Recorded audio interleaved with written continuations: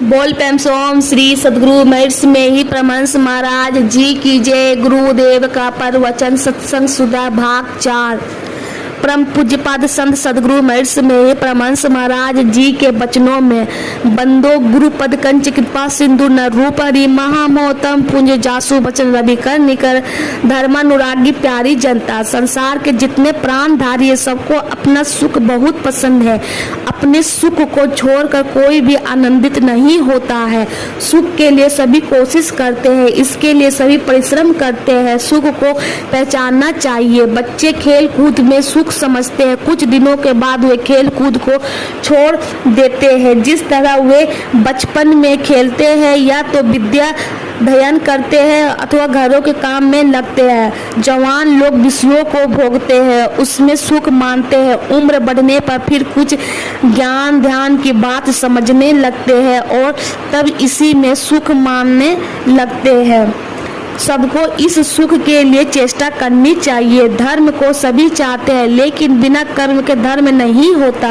सुख के पहले थोड़ा दुख उठाना होता है। शिक्षा पाने के पहले बच्चे शिक्षा पाने में दुखी होते हैं, फिर वे सुखी होते हैं। जो विषयों में सुख समझते हैं, उसके बाद जो निर्विशेष सुख है उन्हें उसको भी समझना चाहिए। इन लोक के सुख को छोड़ने से परलोक सुख की प्राप्ति होती है। परलोक को पाने के लिए जब दृढ़चित्त होते हैं, उसको पाने पर तब धीरे धीरे वे इधर के सुख को छोड़ते हैं और उधर के सुख को पाने लगते हैं। कितने यहाँ के सुख में लगे रहते हैं और परलोक के सुख का ख्याल नहीं करते। यह ठीक नहीं है। संतों ने कहा है कि परलोक सुख को भी देखो। इंद्रिया जयन सुख को सुख कहे, यह ठीक नहीं है। भौतिक के बाद आध्यात्मिक है, उसके बाद के लिए भी यत्न करना चाहिए। जो आध्यात्मिक सुख पाने की कोशिश करता है वही धर्मवान होता है, वही इस लोक और परलोक दोनों में सुखी रहता है। हम लोग सुख चाहते हैं। संसार में धनवान, प्रतिष्ठावान, शक्तिमान किसी तरह से कुछ बनकर रहो, उसमें कभी दुख ना आवे, सुख ही सुख रहे, ऐसा नहीं होता। बड़े बड़े हुकूमत वाले, बड़े बड़े ज्ञानी आए, राजेश्वर आए, उन सबको सुख के साथ दुख भोगना पड़ा। श्री राम, श्री कृष्ण जैसे अवतारी पुरुषों के जीवन में भी ऐसा नहीं मालूम होता है कि उनको दुख नहीं हुआ। इसलिए परलोक सुख की ओर देखना चाहिए। हम लोग शरीर और संसार के बंधन में पड़े हैं, इनसे छूटना चाहिए। यह शरीर स्थूल हार मांस चाम का बना हुआ है, इसकी आयु है। आयु भोग कर 100 या 50 वर्ष में ही यह शरीर छूट जाता है, लेकिन इसके छूटने से ही मुक्ति नहीं होती। जड़ के चार शरीर होते हैं, वे सभी छूट जाए तब मुक्ति होती है। आयु पूरी होने पर जो शरीर छूटता है, इससे मुक्ति नहीं होती है। अपने अख्तियार से स्थूल सूक्ष्म आदि चारों शरीरों को छोड़ता है तब मोक्ष पाता है, उसको दुख नहीं होता। जीवन काल में जो बंधनों से छूटे होते हैं वे जीवन मुक्त कहलाते हैं। ऐसे पुरुष भी सत्संग करते हैं। संसार में रहकर वे संसार का उपकार करते हैं। संसार में रहकर भी सुखी रहो, इसके लिए पुरुषार्थी बनो, उद्यमी बनो, डरपोक नहीं। जो आलसी है, अनुगामी है, वे दुखी होते हैं। जो साहसी है, पुरुषार्थी है और परिश्रमी होते हैं, वे संसार में सुखी होते हैं और परलोक का यत्न करने पर वहाँ भी सुख पाते हैं। रामचरितमानस में है कि श्री राम राज्य करते थे, उनकी सारी प्रजा सुखी थी, उनका राज्य बहुत अच्छा था। उन्होंने देखा कि केवल ऐतिक सुख ही हो, परलोक सुख नहीं हो तो प्रजा को अवश्य दुख होगा। इसलिए उन्होंने एक सभा की और उपदेश दिया। यद्यपि उनके गुरु भी उस सभा में थे जो बड़े ज्ञानी थे। उस सभा में और बड़े बड़े ज्ञानी विद्वान भी थे। उन लोगों से नहीं कुछ कहलाकर स्वयं कहा, ऐसा क्यों? इसमें बात है कि कोई विद्वान और कोई महात्मा है तो उनको उपदेश देने का बल है, और राजा उपदेश देता है तो उसका उपदेश होने का भी बल है, और शासन का भी बल है। इसलिए उन्होंने अपने से अपनी प्रजा को उपदेश दिया। श्री राम जी ने कहा, जो पहली बात वह यह है कि बड़े भाग मानुष तन पावा, सुर दुर्लभ सब ग्रंथि गावा। यानी मनुष्य शरीर पाने वाले सभी बड़े भाग्यवान है, चाहे वे कोई भी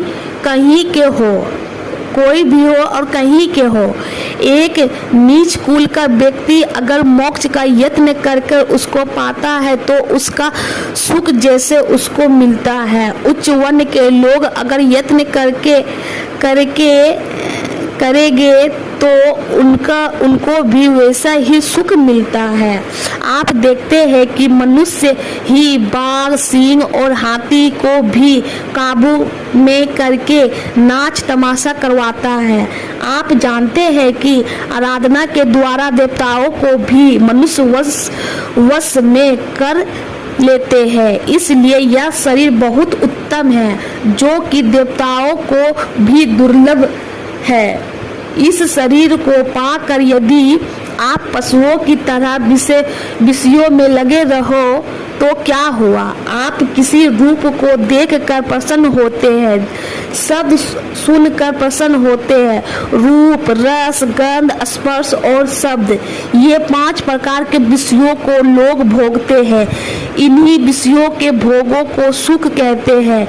ये 5 विषय सुख पशु में भी है।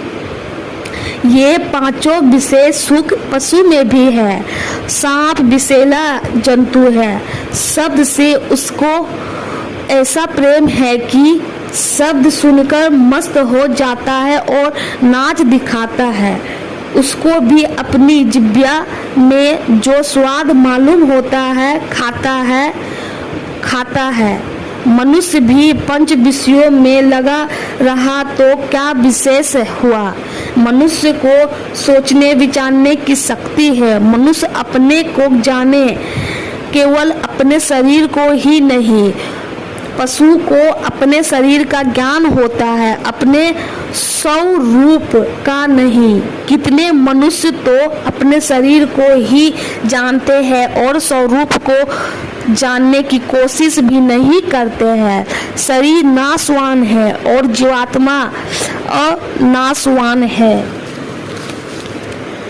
आज जो आपके देश में बहुत आवश्यक काम है वह है, जैसे कि अभी ग्रामोफोन के रिकॉर्ड में सुना, देश कुर्बानी मांगता है, अपने को नछावर करने को कहता है। यह देश दूसरे देश पर चढ़ाई नहीं करता। हाँ, जो इस देश पर चढ़ाई करता है उसको देश के लोग मार भगाते हैं। जो डरपोक है वह लड़ नहीं सकता। मूल चीज है कि जीव अविनाशी है, इसका विनाश नहीं होता। महाभारत का युद्ध आरंभ होने वाला था। श्री कृष्ण ने अर्जुन से कहा कि हमको दोनों सेनाओं के बीच ले चलिए। श्री कृष्ण दोनों सेनाओं के बीच में रथ को ले गए। युद्ध के मैदान में दोनों सेनाओं में अपने स्वजन परिवार को देखकर अर्जुन को मोह हुआ। लड़ना अच्छा नहीं है, अर्जुन ने कहा। श्री कृष्ण ने कहा, तुम बुद्धिमान आर्य की भाषा नहीं बोलते हैं। अभी युद्ध करने का समय है। यदि तुम युद्ध नहीं करोगे तो लोक में हंसी होगी और परलोक में भी दुखी होगे। शरीर को कोई मार नहीं सकता। शरीर को कोई मार सकता है। शरीर के अंदर जो आत्मा है वह पानी में सड़ती नहीं है, अग्नि में जलती नहीं है, हवा में सूखती नहीं है, अस्त्र शस्त्र से उसका भेदन नहीं होता।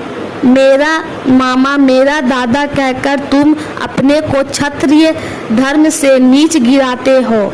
शरीर मरेगा, शरीर में रहने वाला नहीं जाएगा, नहीं मारा जाएगा। मेरे और तेरे बहुत जन्म हो गए हैं। तेरे जैसे पुराना कपड़ा फटने पर नया कपड़ा पहनते हैं, इसी तरह चेतन आत्मा पर नया नया शरीर चढ़ता है।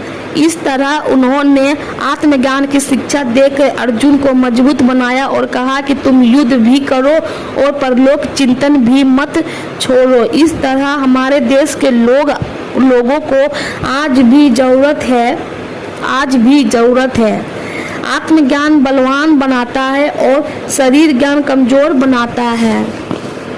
इस देश के पंजाब प्रांत में बंदा वीर ने अपना पुरुषार्थ दिखलाया था। वह गुरु गोविंद सिंह का शिष्य था।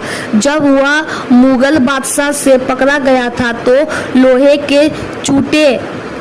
के चूटे को आग में तपाकर उसका मांस नोचा जाता था, फिर भी वह प्रसन्न था। बादशाह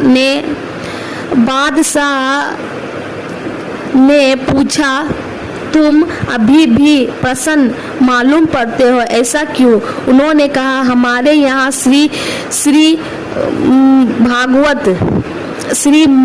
भागवत गीता में है, तुम मेरे शरीर को नोचते हैं, मुझे नहीं नोच सकते।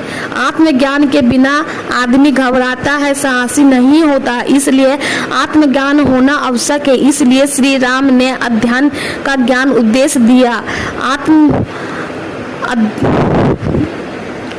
दिया। अध्यात्म ज्ञान केवल सुनने से पूरा नहीं होता, इसके लिए साधन करना चाहिए जिससे आत्मा की पहचान हो। केवल सुनने से पूरा ज्ञान नहीं होता, पहले सुनने से, विचारने से, साधन करने से और साधन के पुण्य होने के अंत में पूर्ण ज्ञान होता है। इसी को श्रवण, मनन और निधि ध्यान और अनुभव ज्ञान भी कहते हैं। इसलिए तब तक उतने मजबूत नहीं होते जब तक कि वे पहचानने वाला ज्ञान प्राप्त नहीं करते। समत्व प्राप्त कर युद्ध करो। श्री कृष्ण ने अर्जुन से कहा था कि समत्व की प्राप्ति समाधि में होती है। इसके पहले श्रवण मनन अवश्य चाहिए। श्रवण मनन से निर्णय हो जाता है कि तब कोई कुछ कर सकता है। निधि ध्यान से ज्ञान के पूरा होने पर पूरा ज्ञान होता है। श्री राम ने प्रजा को उपदेश दिया था कि यही तन कर फल विषय न भाए, स्वर्गो सौलभ अनंत दुखदायी, यानी अर्थात मनुष्य शरीर प्राप्त करने का फल विशेष सुख भोगना नहीं है। अगर स्वर्ग का सुख प्राप्त कर सको तो वह भी थोड़ा ही है। यहाँ जैसे विषयों से कोई तृप्त नहीं होता, वैसे ही स्वर्ग में भी विषयों से कोई तृप्त नहीं होता। उसका कर्म फल समाप्त होने पर फिर यहाँ लौटा दिया जाता है। इसलिए श्री